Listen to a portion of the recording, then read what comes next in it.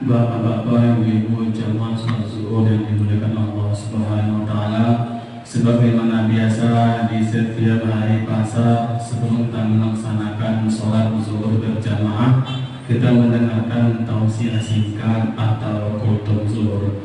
Dan insyaallah pada siang hari ini akan mendengarkan tausiah adalah Bapak Sahrul Ramadhani. Sambil menunggu jamaah yang lagi berwudu ataupun yang dalam perjalanan. Kata Ustaz, waktu dapat disilakan dengan segala hormat.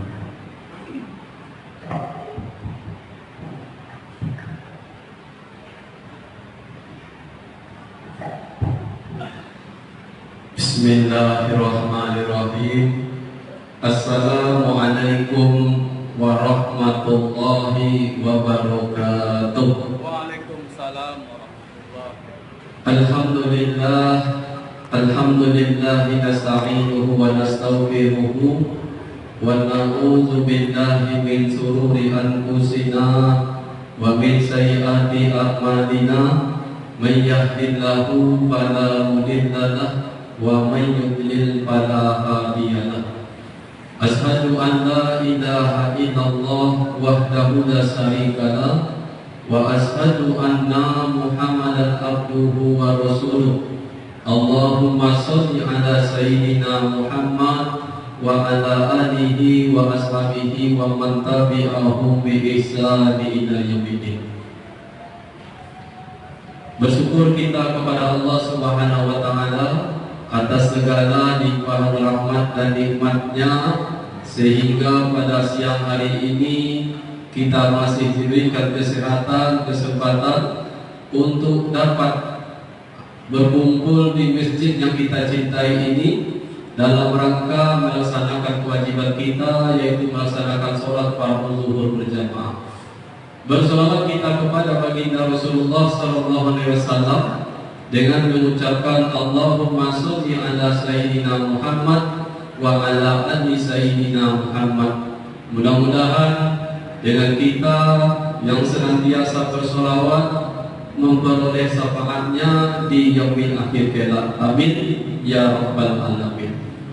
Baiklah Bapak Ibu jamaah salat zuhur yang dimuliakan oleh Allah, seperti biasa menunggu saudara-saudara kita yang masih di perjalanan ataupun yang sedang mengambil wudu, maka di sini izinkan kami menyampaikan tausiah singkat. Mudah-mudahan apa yang disampaikan ini bermanfaat hendaknya bagi kita semua.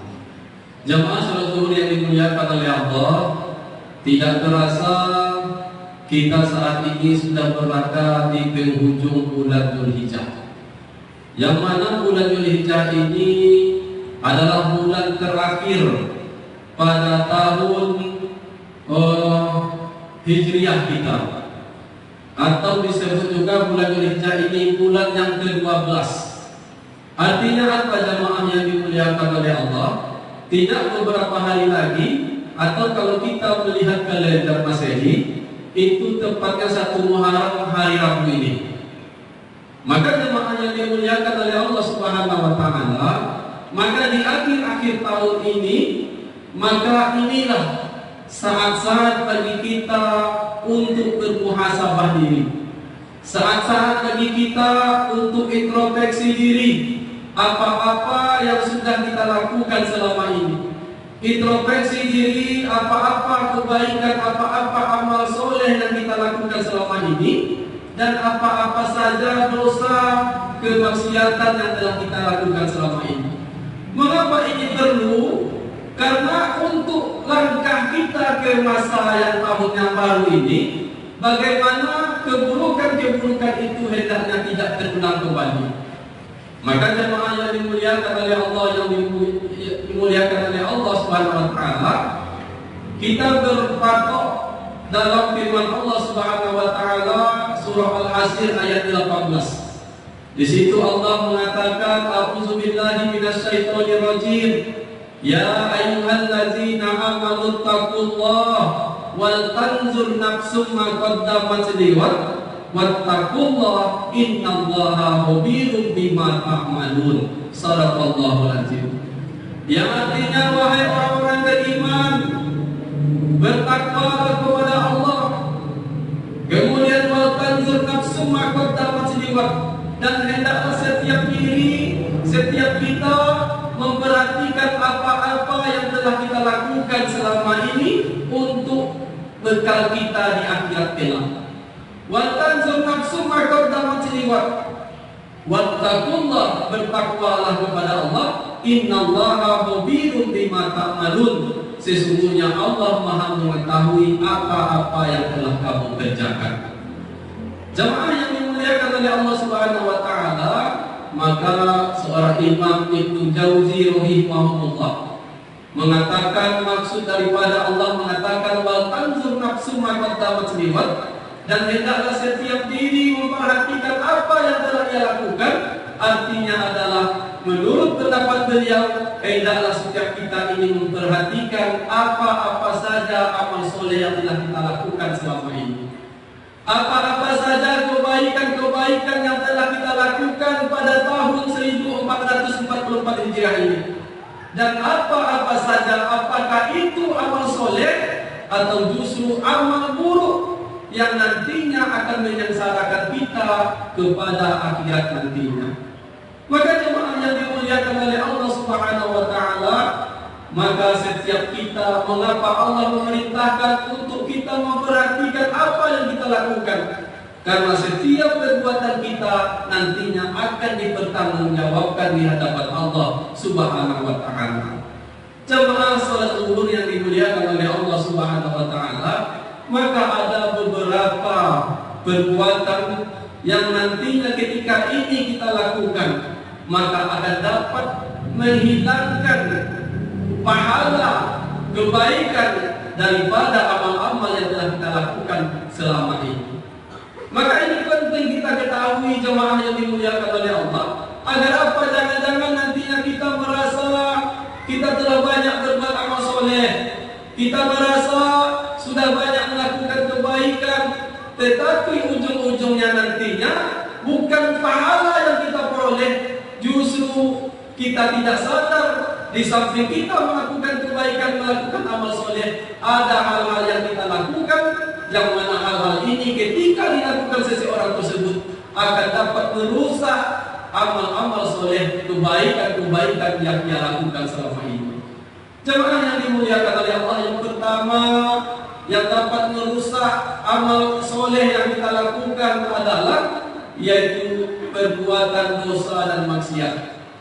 Jadi ketika kita melakukan kebaikan, kita melakukan ketaatan, maksiat dan dosa juga kita lakukan, maka dosa dan maksiat ini nantinya akan dapat menghapus pahala daripada kebaikan-kebaikan yang kita lakukan. Maka dikatakan oleh salah seorang sahabat bernama Sauban radhiyallahu anhu, bahwasanya dia mengatakan mendengar Rasulullah bersabda, apa kata Rasulullah? Aku mengetahui dari umatku nantinya mereka akan datang pada hari kiamat dengan membawa amal soleh, dengan membawa kebaikan-kebaikan yang besarnya kebaikan itu, kata Rasulullah, sebesar gunung Tihamah yang berwarna putih. Maka kata Rasulullah SAW, dan kebaikan-kebaikan mereka itu yang banyak tersebut, kata Rasulullah, nantinya akan dijadikan seperti debu yang berhamburan. Sehingga sahabat ini takut, bertanya kepada Rasulullah, ya Rasulullah, tolong jelaskan kepada kami siapa mereka dan golongan mana mereka, agar kami tidak termasuk kepada golongan mereka. Maka Rasulullah mengatakan, mereka adalah dari golonganmu, mereka adalah dari jenis kulitmu, mereka juga menghidupkan malam mereka seperti kamu menghidupkan malammu.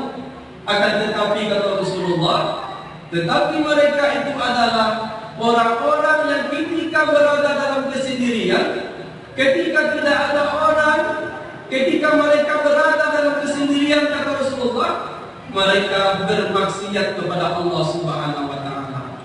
Maka jemaah yang dimuliakan oleh Allah Subhanahu wa taala, inilah golongan yang pertama, yang mana ketika ada banyak orang mereka taat, berhitung khusyuk dalam beribadah, tetapi ketika tidak ada orang memperhatikannya, mereka senang melakukan kemaksiatan, mereka senang melakukan dosa, maka meskipun kebaikan mereka ini, kata Rasulullah, sebesar gunung Tihamah yang warna putih, akan tetapi di mata Allah nantinya akan seperti debu yang berhamburan. Maka hadirin jemaah Jumat yang dimuliakan oleh Allah, makanya Rasulullah berpesan kepada kita sebagai umatnya, bertakwalah kepada Allah dimanapun engkau berada. Ada orang, tidak ada orang, tetap kita mesti bertakwa kepada Allah. Ada orang memperhatikan kita, tidak ada orang yang melihat kita ketika kita melaksanakan ibadah. Kita tetap dengan khusyuknya beribadah kepada Allah Subhanahu wa taala. Jemaah yang dimuliakan oleh Allah Subhanahu wa taala. Kemudian yang kedua, apa yang dapat merusak amal kita? Yaitu dikatakan yang bernama ujub. Apa itu ujub? Ujub ini jemaah yang dimuliakan oleh Allah, orang yang membangga diri, orang yang merasa dirinya lebih dari yang lainnya, orang yang mengatakan kalaulah bukan karena saya di Masjid Darul Iman ini, mungkin tak ada jemaah yang datang. Itulah pertama contoh. Atau orang yang merasa selama Masjid Darul Iman ini berada di sini, sayalah mungkin orang yang tidak pernah tidak sholat berjamaah. Maka merasa dirinya merasa hebat, merasa bangga, dia yang merasa segala-galanya. Maka ini nantinya juga perkara yang dapat menghapus amal-amal, menghapus kebaikan-kebaikan yang dia lakukan selama setahun ini. Maka jemaah yang dimuliakan oleh Allah, inilah ujub atau berbangga diri. Yang ketiga, apalagi perkara yang dapat merusak amal, yaitu mengganggu hak orang lain.